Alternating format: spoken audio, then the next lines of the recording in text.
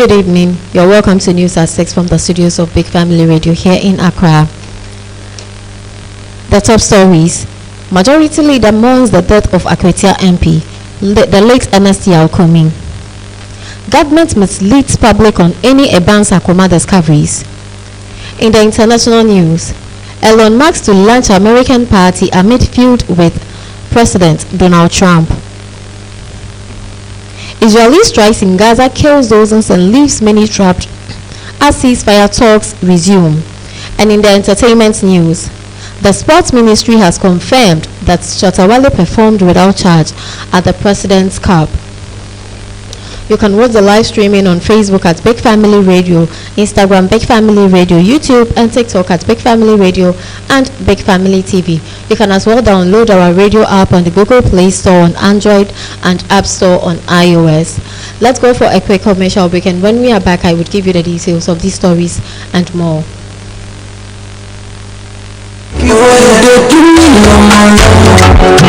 Kena kwabo na didn't know what you saw. Oh, so the crowd traffic no more sense. But they forget it. You better have cemetery. Hey, Charlie, upio pisili a nice power. Shabarist is papi. Kitchen cabinet. Electrical works and solution is also a very nice power. Where do you say brochu? If I brochu, Ghana hire. Hoto AA construction works. Hoto AA construction. Just send a mid-engine and a nice engine and a sassy effect. Hoto down team if you are complete. It is a building company. Our musi diner one who dinner at China sassy effect. Hoto AA construction works. Omuya dinosaur capital work be a father and who be a hoto AA bet me I am. Oh, show me kitchen cabinet no papa pa. One who dinner AA construction at the romantic. Say bunny plumbing works be a hoto AA construction the mushroom. Show me kitchen name a bathhouse. Plumbing works a wine in a hoto AA constructions. And a ban electrical installation and design works be a hoto AA construction. Yamani City International Standard. Oh, that's very nice. Shetali papa be a yellow. Paint is very nice and unique. So I hoto for the air na. And a ban tile in the painting works there. Hoto AA construction a masterclass. Quality POP barristers. And now fabrication of modern aluminium works are. For when you try hoto AA construction works. Hoto AA construction works so on bathroom doors, wooden doors, BAB, say single, double, and answer 1.5. Amusa so to main gate or modi governance and stainless steel swai. Trisha Hoto AA construction for a track a chairman a bank 3 junction. Ewo Amasamai and answer Asamai Kesi police barrier. From one number is 0547 118 843 and answer 0537 883 572. You are welcome back. You can continue watching the live streaming on Facebook at Big Family Radio, and also follow us on YouTube and TikTok at Big Family Radio and Big Family TV. My name is Esther Kusiagbobli. To begin with the local news, the Majority Leader, Honorable Mahama Ayariga, has expressed profound grief over the sudden passing of the MP for Akwetia, the late Honorable Ernest Yaukomi, who died on Monday, July 7th. While speaking on the floor of Parliament, Ayariga revealed that he learned of the MP's demise through online news platforms, including Joy News, as well as other reputable radio and television stations. Ayariga described the late MP as a young and vibrant leader who embodied the principles of democracy and made significant contributions to the House. He noted that Kumi's dedication to his constituency was evident in the way he represented Akwetia, both within his party and during general elections. The Majority Leader praised the late MP for being a promising young politician who kept his promises and brought energy and knowledge to the parliamentary proceedings. He expressed shock at the loss, particularly given Kumi's relatively young age, and acknowledged the impact his absence would have on the House. Ayariga's sentiments were echoed by the Minority Leader, who also paid tribute to the late MP's dedication and service.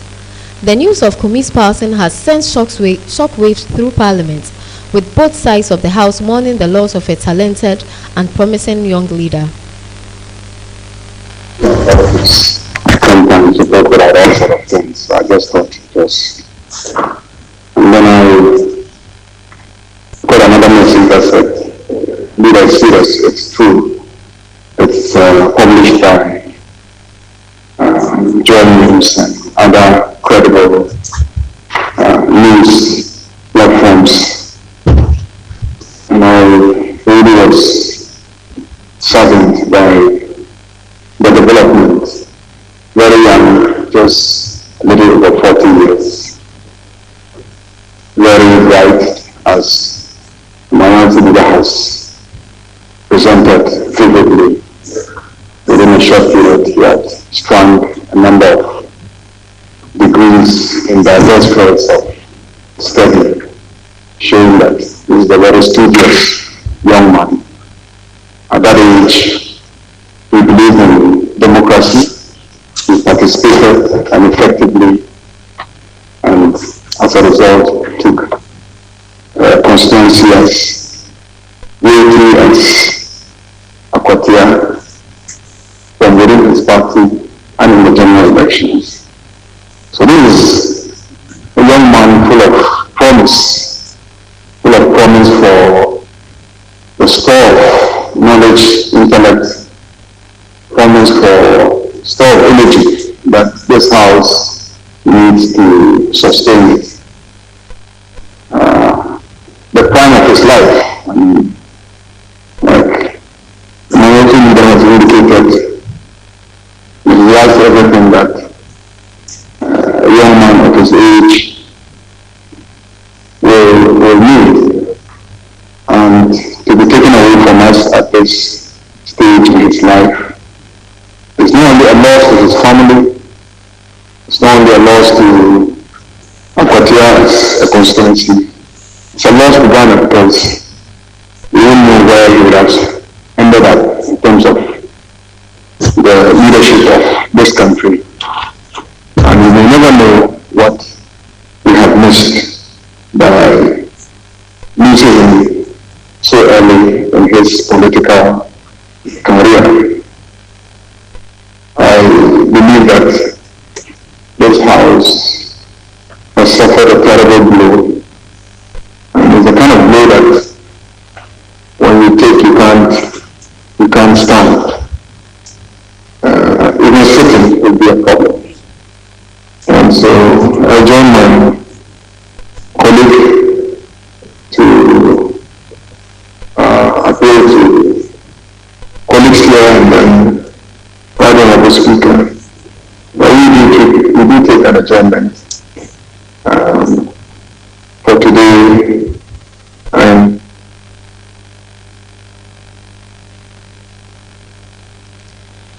Still on the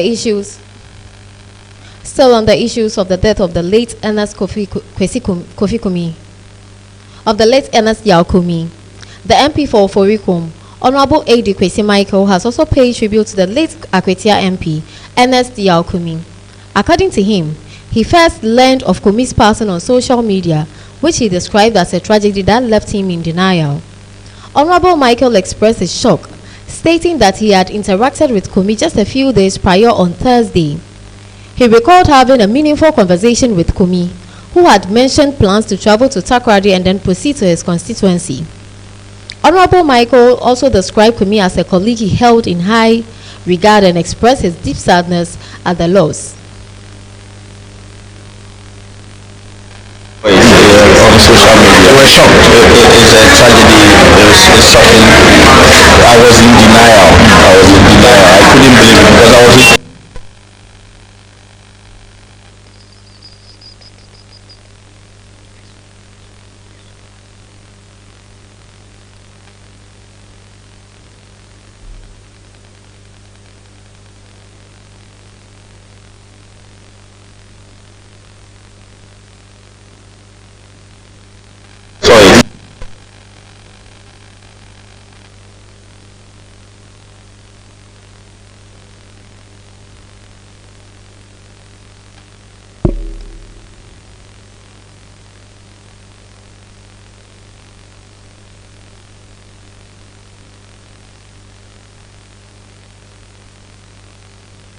On social media, we were shocked. It's a tragedy. It's shocking. I was in denial. I couldn't believe it because I was with him on Thursday. Myself, Honorable Aida, Honorable Ina, a couple of us went for lunch together. I actually drove him and I came back with him. I left my tablet with Colonel Damwa. So he directed me that his internal secretary should go there. And we had conversation. He told me he was going to travel to Takrady and continue to the conference. I remember telling him to take some rest. And he said, oh, for him, he can go to the constituency and back. So he'll see me on Monday, and he had promised to go to church with me on Friday. So we had very good conversation. We recounted the things he's gone through to even get to Parliament, and said he was still persevering and that he was called Chilling. And I was teasing him that that's the name I'm going to call him on the floor, because he has started calling me Kelentia. And I was teasing him with it while we drove back to Parliament. So hearing the news today was quite shocking. I was in denial. I didn't believe it until I came to the floor and the minority leader spoke of it officially. You've been interacting.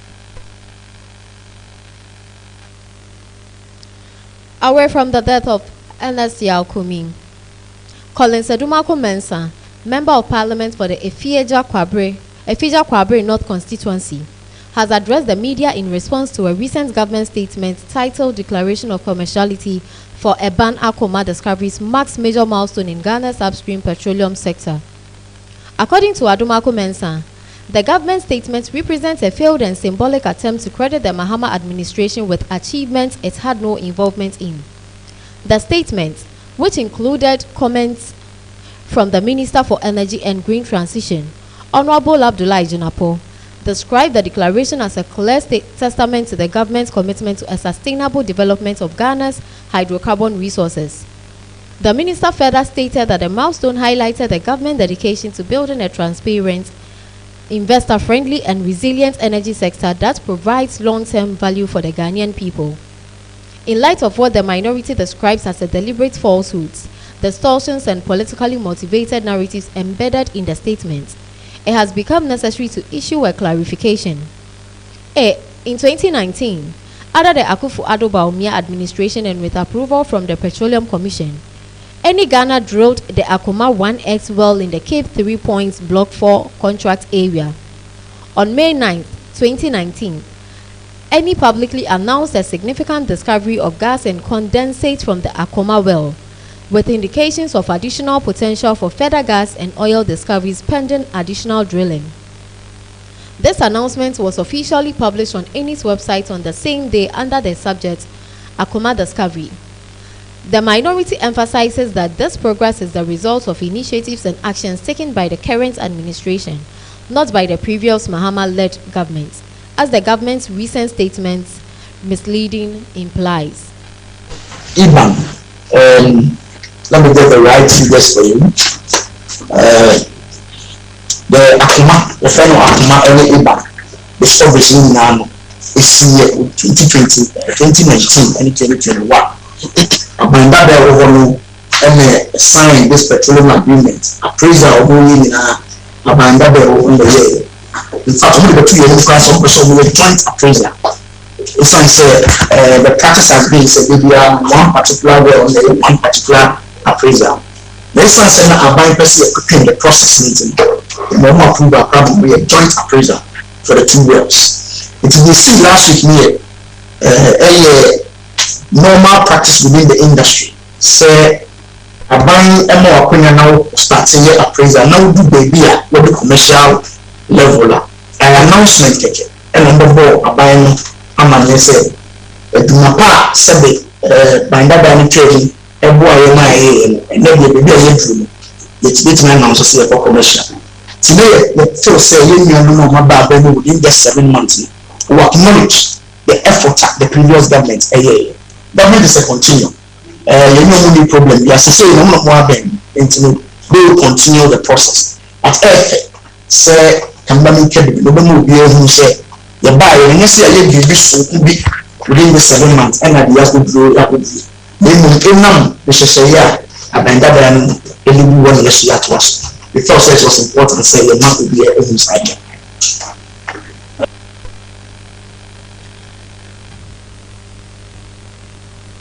Before we move to the international news, you can continue watching the live coverage on Facebook at Big Family Radio, YouTube and TikTok at Big Family Radio and Big Family TV. You can as well download our radio app on the Google Play Store, on Android and App Store on iOS.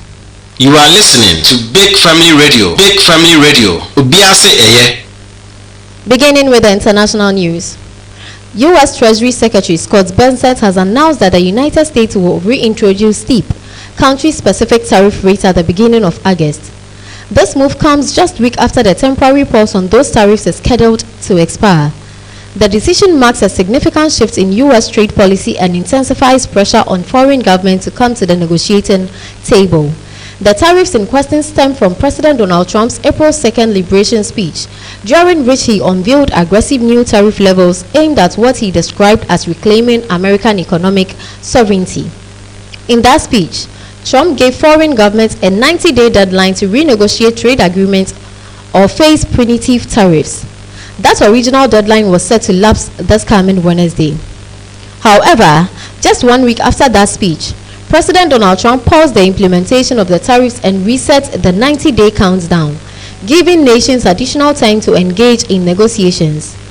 Now, with that second deadline approaching rapidly, Bessent has made it clear that unless new agreements are reached, the U.S. will proceed with full force of those tariffs beginning in early August. Journalist Yamiche Alcindor has provided in-depth reporting on the implications of this policy, noting that the decision could trigger a wave of retaliatory trade measures from affected countries. She also highlighted concerns among economists and global trade partners about the potential impact on international supply chains, consumer prices, and diplomatic relations. Alcindor underscores that the reimposition of tariffs may be part of a broader effort by the Trump administration to reshape the global economic order in favor of what he sees as Americans' first principles.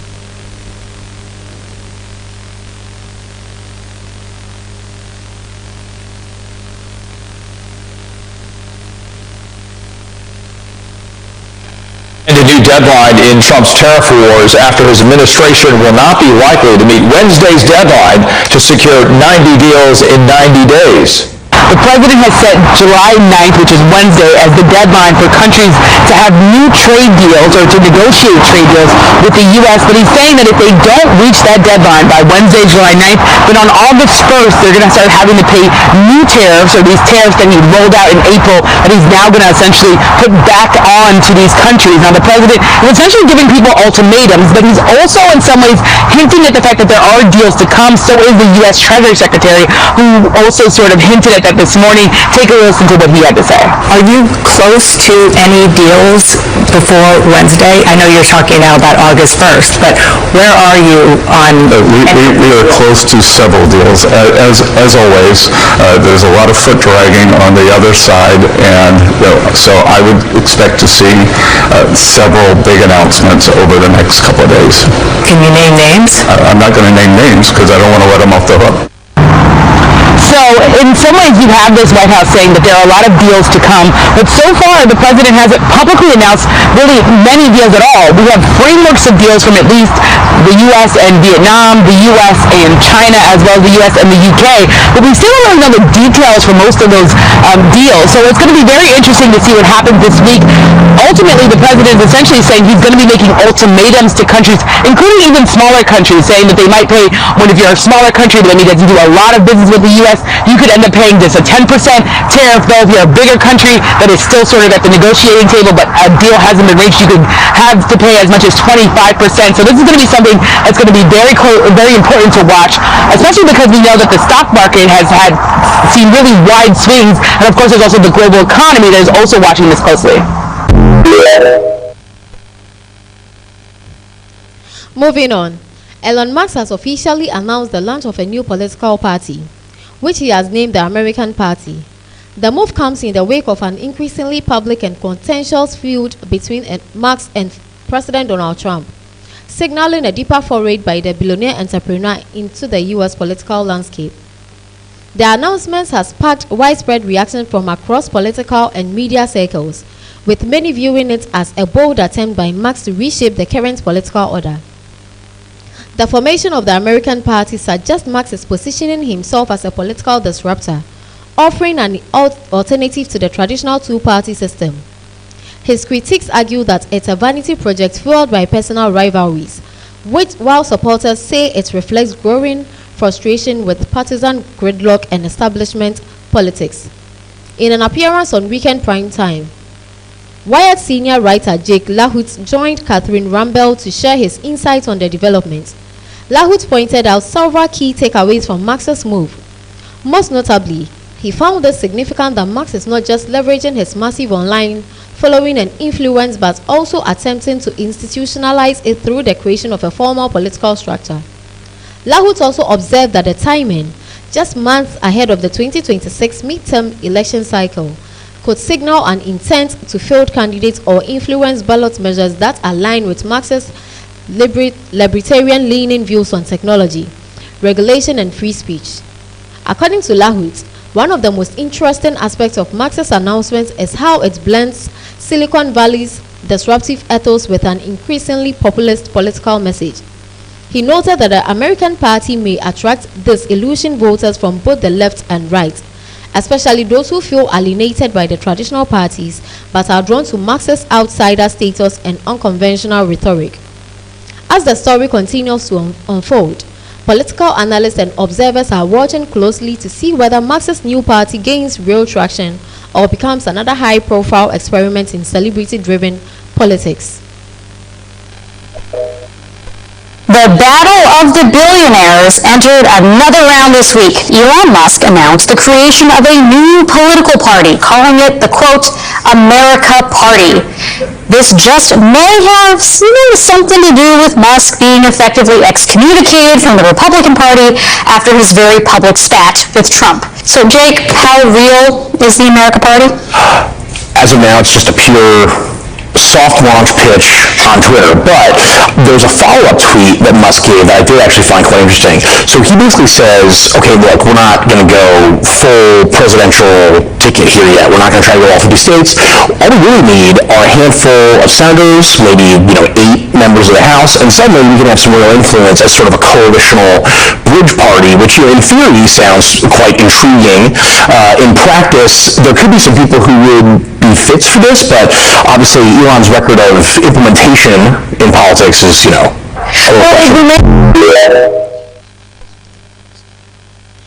A dramatic video has surfaced showing the exact moment a mall in the U.S. state of Utah was rocked by a powerful explosion after a vehicle crashed into one of the businesses located inside the complex.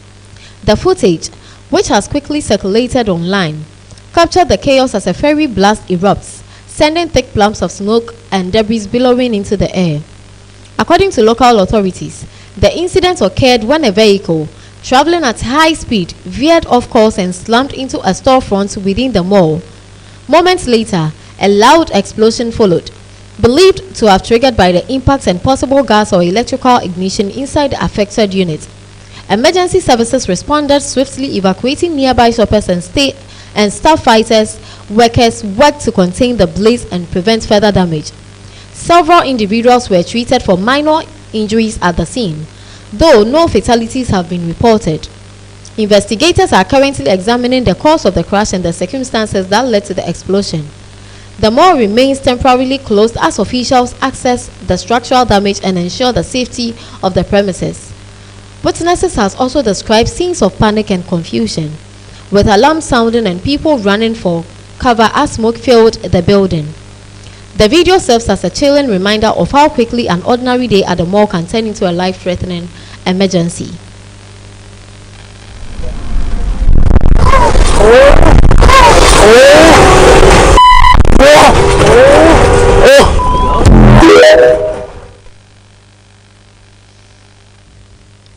Moving on.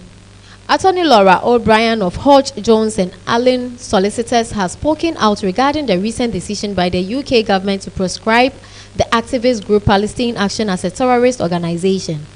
In her legal and public commentary, O'Brien highlights the significant legal and civil liberties concerns that have been raised following the announcement. The proscription, which marks membership or support of Palestine Action a criminal offense, has sparked widespread debate across legal, political, and human rights circles. O'Brien explains that the move sets a troubling precedent, especially given that Palestine Action is known primarily for its direct action campaigns targeting companies linked to the arms trade with Israel. While their tactics have often been controversial, such as occupying factories and staging protests, Supporters argue that their actions fall within the realm of civil disobedience and political expression. According to Laura, the government's decision to categorize the group under terrorism legislation raises serious questions about freedom of speech, the right to protest, and the use of anti-terror laws in suppressing dissent. She also stresses that applying such a powerful legal tool against a protest group could have a chilling effect on legitimate activism and may blur the line between terrorism and political opposition. O'Brien also notes the lack of transparency in how the government defines and enforces proscription as to the public concern. There is a real danger that people who engage in peaceful or symbolic protest could now face criminal charges under legislation that was designed to address actual violence extremism. She said, her remarks comes amid growing calls for judicial review and public scrutiny of the decision, as civil rights organizations and legal experts warn of the long-term implications for democratic freedoms in the UK. As of today, it is a criminal offence under the Terrorism Act to be a member of, supporter of, or to arouse suspicion of being a member or supporter of Palestine Action. There's so much fear and anxiety amongst the public and people who have expressed support for Palestine Action in the past. People who've never been arrested before, people who simply follow, for example, the Instagram page, now questioning whether they're going to be accused of a terrorism offence. For holding a placard, they face up to 6 months in prison. For being a member or supporter, up to 14 years in prison under the Terrorism Act. So this is a really big change and quite a serious situation that they're facing. Previous support or previous membership isn't now criminal. However, if there is a suggestion on the basis of current conduct or conduct in the future that someone is a supporter or member of Palestine Action, then things that have been, for example, posted online in the past may well be looked at to support any allegation. To end the international news, Israeli airstrikes in Gaza have killed dozens of Palestinians and left many others trapped under rubble, as intense bombardment continues across the enclave. The attacks have targeted multiple areas, causing widespread destruction to homes and infrastructure. Emergency responders are struggling to reach those buried beneath the debris due to ongoing hostilities and limited access. The renewed wave of violence comes amid the resumption of ceasefire negotiations, with international mediators urging both sides to halt the escalation and prioritize humanitarian relief.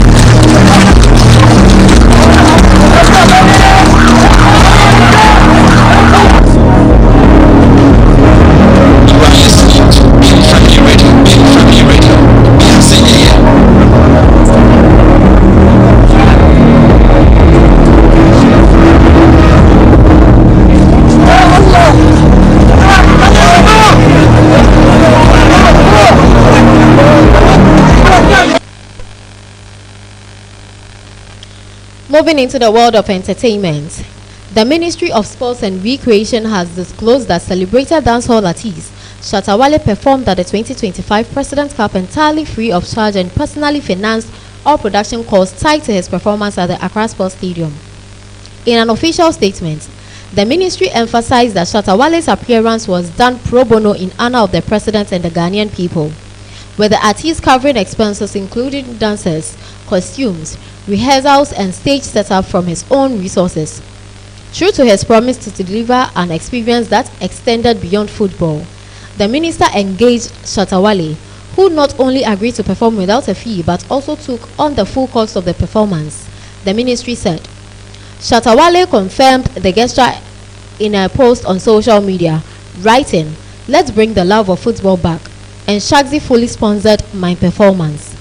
This revelation follows widespread public praise for the 2025 President's Cup, which saw a record turnout and filled the Accra Sports Stadium to capacity on Sunday, July 6, 2025. The Sports Ministry hailed the event as a pivotal moment in reviving public enthusiasm for domestic football. Minister for Sports and Recreation, Kofi Adams, is receiving accolades for orchestrating what many are calling a transformative moment in Ghanaian sports.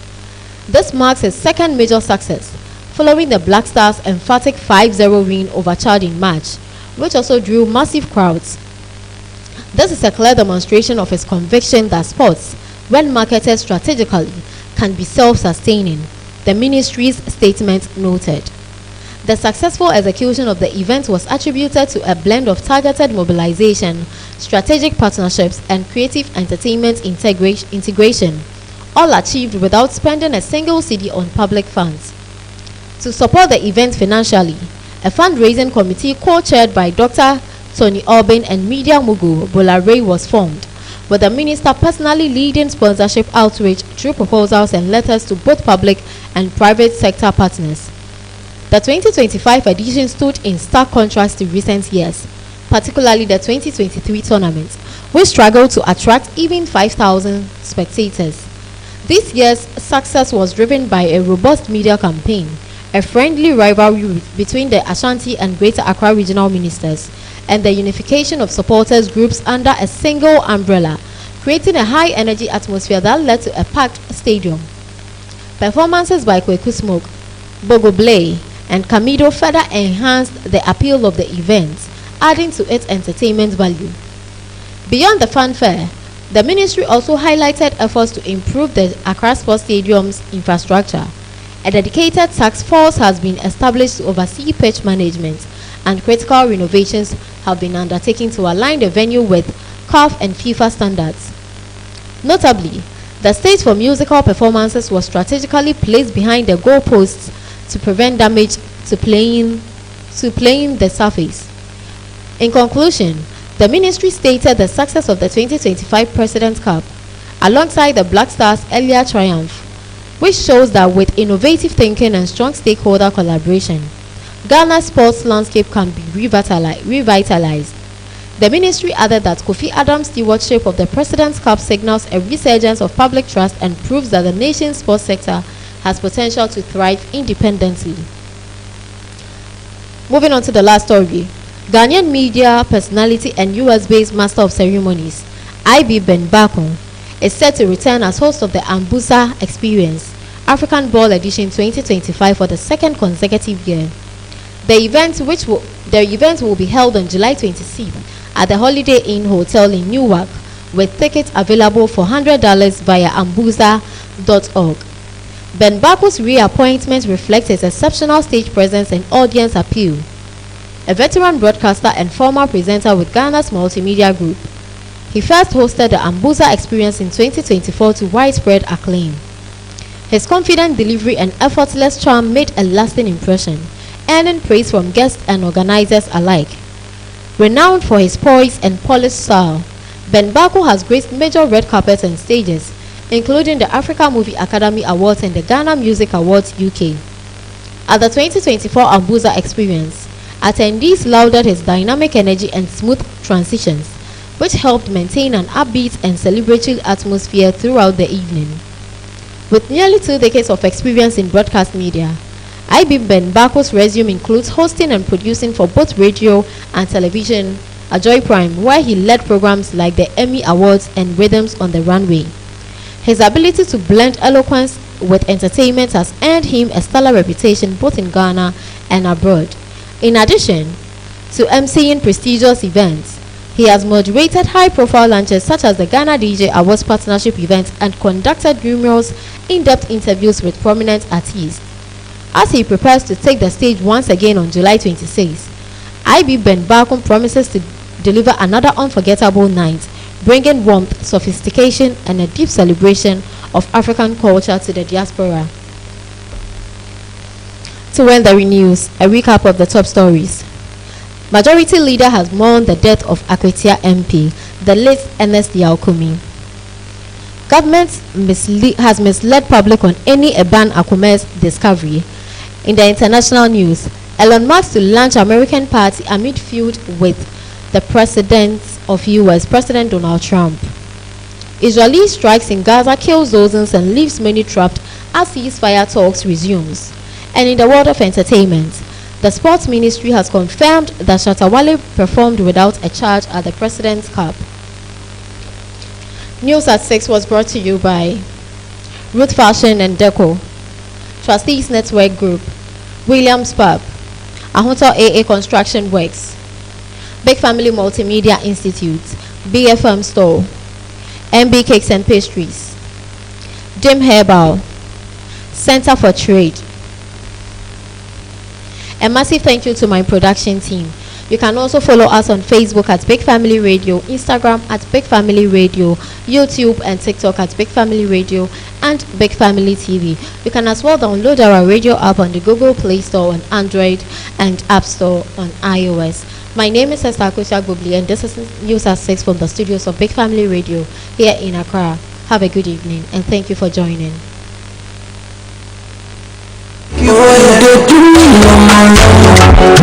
Ken akwaba o na ade nti na wache sa